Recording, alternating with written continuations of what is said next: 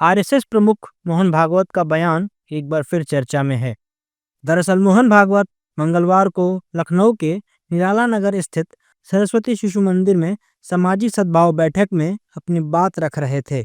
इस दौरान उन्होंने कहा कि हिंदू समाज को किसी से भी खतरा नहीं है, लेकिन हमको सावधान रहना होगा। उन्होंने यह भी कहा कि घर वापसी का काम तेज होना चाहिए।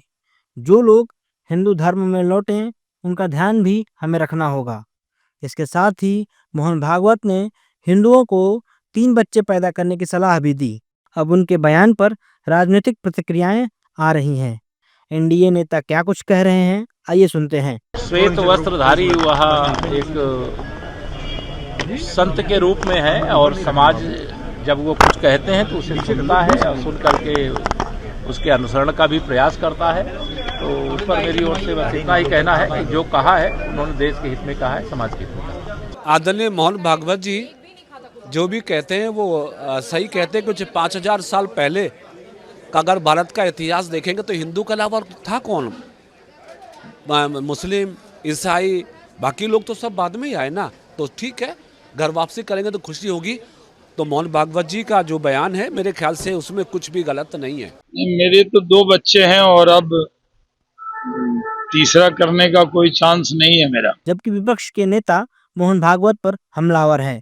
विपक्ष का कहना है कि मोहन भागवत पहले बीजेपी के नेताओं के मुस्लिम दामादों की घर वापसी करा दें, तब किसी और को सलाह दें।